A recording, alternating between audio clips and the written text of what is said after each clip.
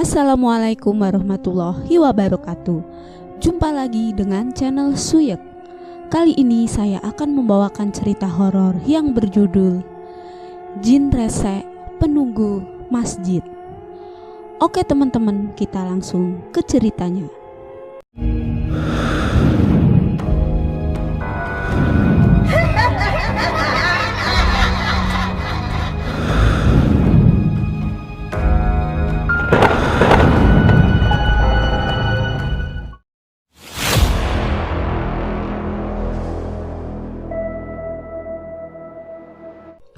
Cerita ini ditulis oleh Nafiatus Sa'diyah berdasarkan kisah nyata. Terima kasih untuk penulis.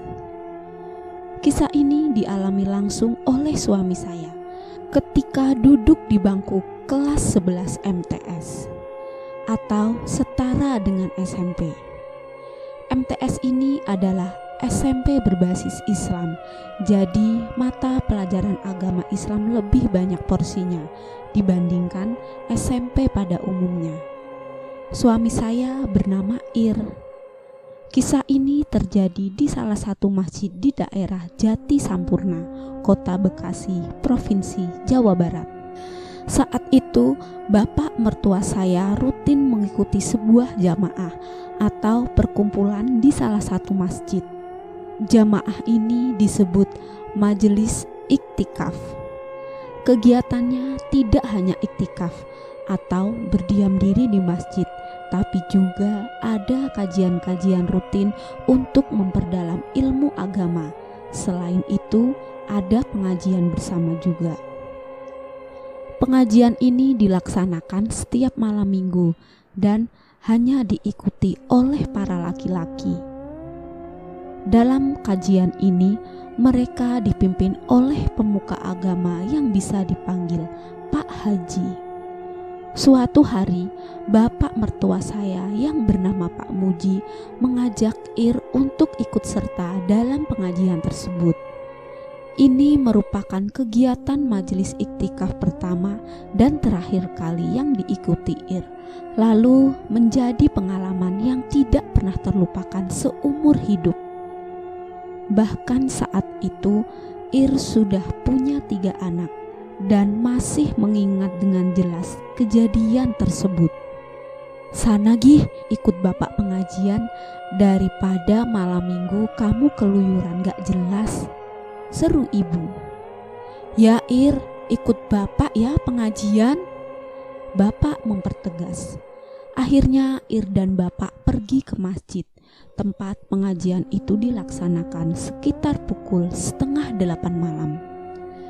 Awalnya semua berjalan normal tanpa ada kejadian ganjil yang terjadi. Pengajian pun segera dimulai di dalam masjid. Ir adalah pribadi penakut dengan rasa keingintahuan yang besar.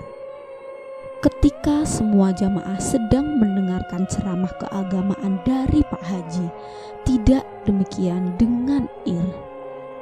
Ir melamun, pikirannya kosong, matanya jelalatan melihat semua sudut masjid, apalagi di luar masjid yang gelap gulita, serta banyak pohon-pohon besar yang mengelilingi masjid.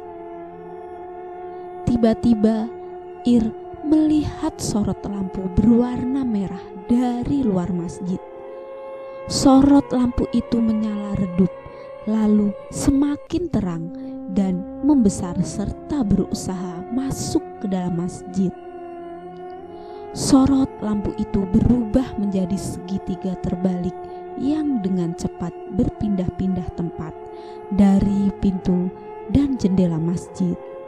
Tentu saja Ir selalu melihat sorot lampu itu. Ir lebih mempertegas kembali apa yang Ir lihat. Dalam benaknya, ini makhluk apa? Kenapa bisa berpindah tempat cepat sekali? Kecepatan perpindahannya hanya dalam kedipan mata. Tiba-tiba pintu utama masjid yang tertutup rapat terbuka sendiri dan terbanting dengan kencang. Pintu tersebut terletak di bagian tengah bangunan masjid dan menjadi akses utama jamaah masuk serta keluar masjid. Terdiri atas 2 daun pintu yang dapat dibuka lebar di bagian tengah. Ada angin kencang masuk ke dalam bangunan masjid bersamaan dengan pintu utama masjid yang terbuka dengan kasar. Angin tersebut bisa dirasakan oleh semua jamaah yang hadir pada pengajian malam minggu itu. Angin kencang itu diikuti datangnya sekelompok kelelawar yang terbang dengan brutal dari arah dalam masjid. Semua jamaah pun sigap merunduk. Mereka pun heran dari mana datangnya kelelawar tersebut. Sekelompok kelelawar itu terbang dari dalam dan keluar menuju pintu utama masjid. Pak Haji dengan sigap sudah hendak melempar tasbih sambil memutar-mutarkan di atas kepala seperti koboi, sembari membaca doa yang tidak pernah putus. Pak Haji berteriak dengan lantang, "Awas Pak Muji!" Pak Muji beserta jamaah yang lain membentuk lingkaran dan menutup tubuh Ir yang ketakutan. Wajah Ir pucat pasi. Dia ketakutan dan hanya bisa diam 1000 bahasa. Pak Haji melemparkan tasbihnya ke arah sorot lampu itu dan mengenai tepat sasaran. Kalian tahu apa yang terjadi? Sorot lampu itu meledak dengan suara yang nyaring seperti ledakan bom. Semua jamaah yang hadir kaget dan terkejut bukan kepalang. "Baik bapak-bapak, kita sudahi pengajian hari ini. Semoga kita selalu menjadi hamba Allah yang senantiasa beriman dan bertakwa. Wabillahi taufiq wal hidayah. Wassalamualaikum warahmatullahi wabarakatuh," ujar Pak Haji menutup pengajian malam itu. "Waalaikumsalam warahmatullahi wabarakatuh," jawab semua jamaah yang menghadiri pengajian tersebut. "Silahkan pulang semua bapak-bapak, hati-hati di jalan. Pak Muji dan Ir, jangan langsung pulang ya, ke rumah saya saja dulu. Ir, jangan kosong ya nak pikirannya, zikir terus dan selalu ingat sama Allah, jangan sampai terputus," kata Pak Haji sebelum jamaah pulang masing-masing. Semua jamaah sudah meninggalkan masjid. Lalu Pak Haji, Pak Muji, dan Ir menuju rumah Pak Haji yang tidak terlalu jauh dan masih berada dalam satu gang dengan masjid tempat pengajian berlangsung. Rumah Pak Haji masih terbuka lebar karena istri Pak Haji memiliki usaha warung kelontong yang tutup hingga larut malam dan masih melayani banyak pembeli. "Assalamualaikum," sapa Pak Haji, Pak Muji, dan Ir. "Waalaikumsalam warahmatullahi wabarakatuh. Mari silakan masuk," jawab Bu Haji dengan ramah. "Bu, tolong ambilkan air putih ya di gelas," ujar Pak Haji lembut kepada istrinya. Lalu dengan sigap Bu Haji memberikan segelas air mineral kepada suaminya. Pak Haji membuka air mineral gelas tersebut dan membacakan doa-doa. Air doa tersebut dituangkan sedikit di tangan Pak Haji dan diraupkan pada muka Ir. Lalu air doa tersebut diminumkan kepada Ir. Ir dengan sigap menghabiskan segelas air mineral yang telah didoakan oleh Pak Haji. Setelah Ir tenang dan tidak merasa ketakutan lagi, Pak Haji dan Pak Muji berbincang santai. Lalu Pak Haji menjelaskan makhluk apa yang mengganggu Ir dan mengacaukan acara pengajian malam minggu itu. "Tadi makhluk apa ya Pak Haji?" tanya Pak Muji penasaran. Itu adalah jin penunggu masjid, Pak. Tidak apa-apa kok. Dia sudah pergi dan tidak mengikuti Ir lagi. Dia tinggal di area luar masjid. Dia suka sama Ir dan hanya melihat Ir dari kejauhan ketika kita semua pulang, Pak Muji, ujar Pak Haji menjelaskan. Pak Haji dan istrinya merasa lega karena jin penunggu masjid tersebut sudah pergi dan tidak mengikuti Ir lagi. Kelegaan yang luar biasa juga dirasakan Pak Muji dan Ir. Lalu jika jin tersebut suka sama Ir, kenapa dia mengganggu Ir? Bahkan mengganggu semua jamaah yang hadir pada pengajian itu, Pak Haji.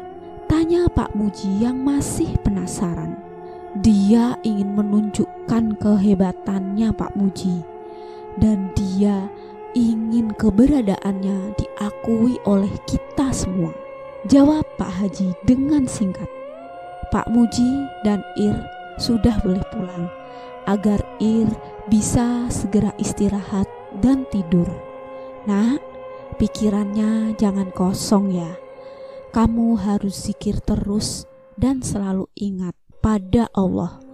Jangan sampai terputus zikirnya ya, pesan Pak Haji kepada Ir.